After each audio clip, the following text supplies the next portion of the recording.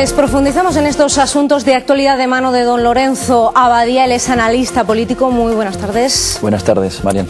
Le quería preguntar, don Lorenzo, el PSOE habla de líneas rojas infranqueables, líneas innegociables. ¿Está la situación para poner peros, para dificultar el proceso de reformas, habida cuenta que incluso hemos sustituido ya a Grecia como ejemplo de mala praxis en Europa?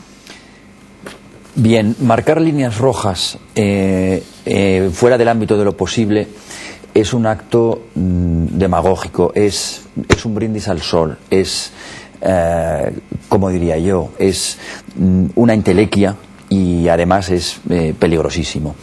Las líneas rojas las debe marcar la coyuntura, las debe marcar el propio ámbito político, las debe marcar, como decía, o modificando la famosa frase de Schumpeter, el realismo de la inteligencia y nunca el optimismo de la voluntad.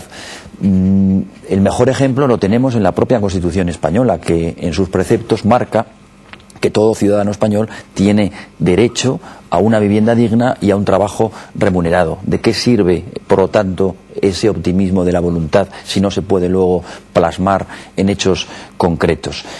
Prometer, como está haciendo el señor Rubalcaba en sus programas y en sus críticas, lo que sabe que no se puede cumplir, a mí me parece una obscenidad desde el punto de vista político y además está muy cerca y raya con actos casi de propia prevaricación. El señor Rubalcaba no va a marcar líneas rojas ni a establecerlas, porque las líneas rojas se establecieron ya y están más que sobrepasadas en el sistema político español. En España nos hemos gastado mucho más dinero del que teníamos, mucho más dinero del que habíamos ingresado, y nos encontramos, por lo tanto, en un gravísimo problema. Las líneas rojas en España están de sobras sobrepasadas, de sobras superadas. El problema de verdad es que existen inmediatamente después, muy próximamente ya a nosotros, auténticas líneas negras que habrá que intentar no sobrepasar. Esas líneas negras probablemente sean las últimas. Don Lorenzo, además recordemos que incluso el Partido Socialista pisaba sus propias líneas rojas cuando estaba en el gobierno y apelaba a la responsabilidad de la oposición, responsabilidad que ahora pues no están llevando ellos a cabo. Quizá. Claro, porque en realidad lo que el señor Rubalcaba lo que está pretendiendo es verter toda la demagogia posible sobre cuestiones que en este momento, pues como acabamos de decir, no tienen solución por el hecho de que están ya superadas. El estado de bienestar tendrá que ajustarse a lo que se tiene que ajustar, es decir, a sus propios ingresos. Otra cosa muy distinta es que todavía existan en el propio estado de bienestar, en el gasto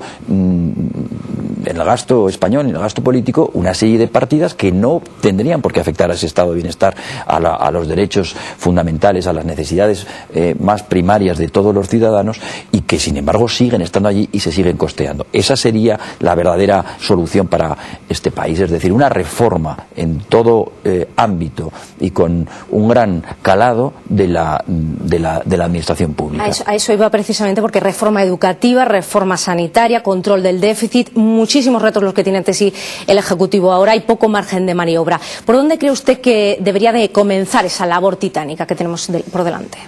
A mi juicio solo queda ya una solución, que es una reforma de verdad de todo el sistema jurídico administrativo del Estado español, es decir, de toda nuestra propia administración pública. Es decir, una reforma profunda que vendría a ser lo mismo que una revisión total, íntegra de la propia Constitución española, por supuesto implicando al título octavo y a todo el desarrollo de la política territorial. Ahora bien, no nos engañemos, la reforma territorial y la reforma administrativa del Estado español no puede darse, no tiene sentido, porque al final no podrá resultar optimizarse sin que previamente se haya hecho una reforma política del Estado. Pues muchísimas gracias, don Lorenzo Abadía, por acompañarnos en el informativo de las 12:30 y ofrecernos su punto de vista. Gracias a vosotros.